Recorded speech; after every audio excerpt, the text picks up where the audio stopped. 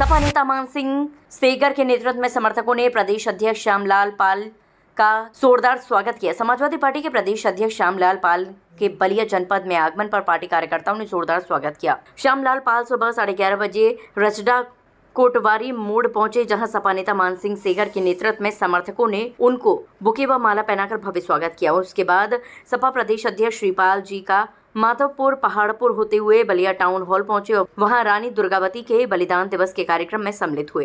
बलिया से ब्यूरो राघवेंद्र कुमार गौतम की रिपोर्ट।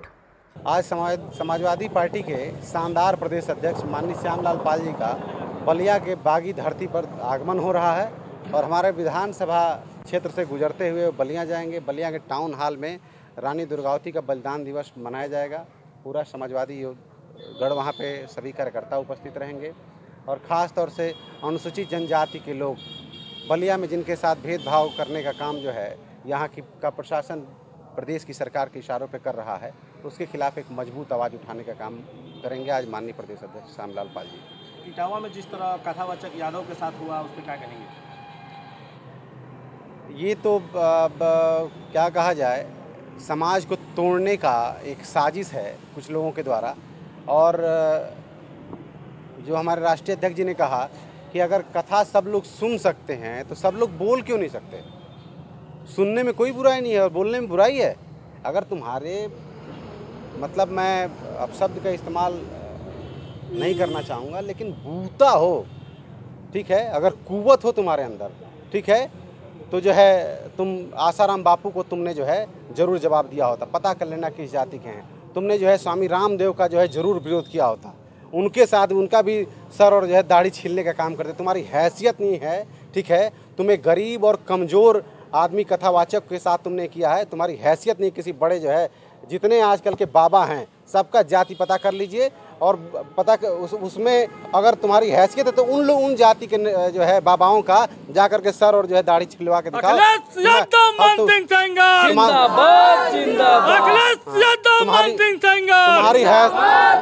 तुम्हारी हैसियत और औकात का पता चल जाएगा। क्या लग रहा है इस तरह का आए दिन वारदात और घटनाएं हो रही है, 27 में कितना परिवर्तन होता हुआ दिखाई देगा? 27 में हम लोग सत्ता में आ रहे हैं। 27 के सत्ताधीश हैं माननीय अखिलेश यादव। पूरी जनता ऊब चुकी है, त्रस्त है, टूट गई है, रोजगार खत्म हो रहे हैं, सौहार्द खत्म हो रहा है, बलिया की स्वास्थ्य व्यवस्था टूट चुकी है। एक छोटा सा केस हो जाने पे बलिया के लोगों को जो है बनारस और बीएचयू और लखनऊ भाग के जाना पड़ता है, बगल के जनपद मऊ में जाना पड़ता है। आपका अगर सर फूट जाए तो आपका इलाज नहीं हो सकता, आपका पैर टूट जाए तो इलाज नहीं हो सकता, आपका दुर्घटना हो जाए, एक्सीडेंट हो जाए तो आपका बलिया में इलाज नहीं हो सकता। अभी स्वास्थ्य मंत्री आए थे, बड़ बोले स्वास्थ्य मंत्री, मुंह से जितना बुलवा लो, जितना बुलवा ले। अरे भाग्य मनाओ, इतनी बड़ी इतनी शानदार जिम्मेदारी तुमको ईश्वर की कृपा से मिली है, स्वास्थ्य मंत्री हो, कुछ कर जाओ कि लोग तुमको आने वाली पुश्ते याद करें। तुम लड़ाने में लगे हुए हो यार, स्वास्थ्य का काम छोड़ करके तुम जो है लड़ाने में लगे हो। जाके बलिया मर्चरी वाले से पता कर लीजिए कि मर्चरी पे जो भी पोस्टमार्टम होता है उसके लिए कितना बजट आता है और उनको क्या मिलता है। एक नीडल तक नहीं मिलता, लेकिन पेपरों में सारी चीज़ जितने पोस्टमार्टम होते हैं सबका बिल कट जाता है, पेमेंट आ जाता है, सबको पेमेंट बढ़ जाता है। लेकिन जिसके घर पोस्टमार्टम हुआ उससे जाके पता करिए कि जब तुम अपनी बॉडी को गए थे पोस्टमार्टम को कराने के लिए अपने परिजन का ले करके, तुम्हारा कितना पैसा लगा था। प्लास्टिक लेकर खुद ही जाना है, ब्लेड खुद ही लेके जाना है, ऑयल खुद ही लेके जाना है, जितने इक्विपमेंट्स है सब आपको खरीद के ले जाना है आपके परिजन के लिए। सरकार की तरफ से कोई व्यवस्था नहीं है। सरकार की तरफ व्यवस्था है लेकिन पूरा लूट कांड मचा हुआ है। स्वास्थ्य मंत्री से लेकर के सीएमओ तक सब लूट रहे हैं, खा रहे हैं, बांट रहे हैं। अंधेर नगरी चौपट राजा की स्थिति है आजकल उत्तर प्रदेश में और इस जनता माफ़ नहीं करने वाली है। इनको उलाट के भेजेगी और भेजेगी तो फिर ये लौट के आने वाले नहीं है इस उत्तर प्रदेश में। सदर सीट को लेकर क्या कहेंगे अब्बास अंसारी को, जिस तरह प्रक्रिया चल रहा है? ये बिल्कुल पार्शियलिटी हुई है अब्बास अंसारी जी के साथ। अगर अब मैं इनको आप क्या बताऊं, कैमरे बोलने में हम लोगों को शर्म आ रही है। इनके नेता ने प्रेम शुक्ला ने माननीय सोनिया गांधी जी को क्या कहा, मैं नहीं बोल पा रहा हूँ, हैं वो शब्द मेरे मुंह से नहीं निकल रहा, आप मीडिया के लोग हैं, रंडी बोला। और वो जो है पार्टी में बना हुआ है और अब्बास अंसारी बोल रहे हैं कि हिसाब किताब तुमने जो लूट किया है इस मऊ जनपद में, उस लूट का हिसाब किताब नहीं करेंगे। हमारी सरकार है कि तुम पूछेंगे नहीं कि तुमने पीडब्ल्यूडी का पैसा कहाँ खाया, स्वास्थ्य का पैसा कहाँ खाया, तुमने एजुकेशन का पैसा कहाँ खाया। वो पैसा का अगर हिसाब किताब लेने की हम बात करें तो हमको निष्कासित कर दोगे, तुम्हारी विधायकी ले लोगे। तुम लोकतंत्र के हत्यारे हो।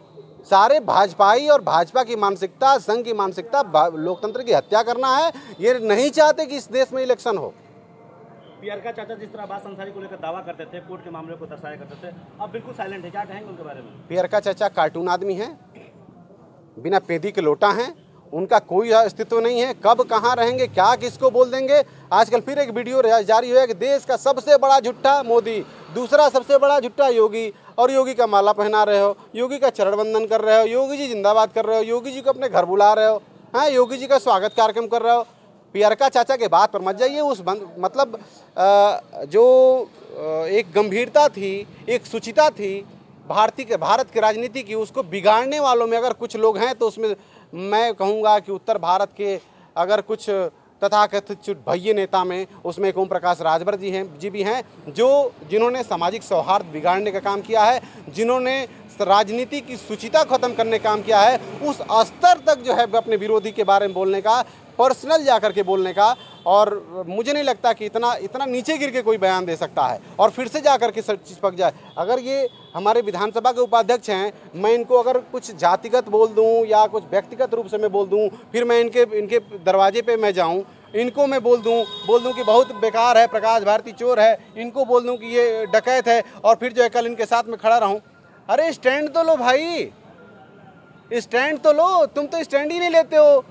तुम अपने के लिए स्टैंड नहीं लेते, तुम अपने कार्यकर्ताओं के लिए क्या स्टैंड लोगे? भाग्य मनाओ। अब लिखा हुआ था यहाँ किस्मत पे कि आप कैबिनेट मंत्री बनेंगे इस उत्तर प्रदेश में। भगवान ने लिख के भेजा था, बस बन गए।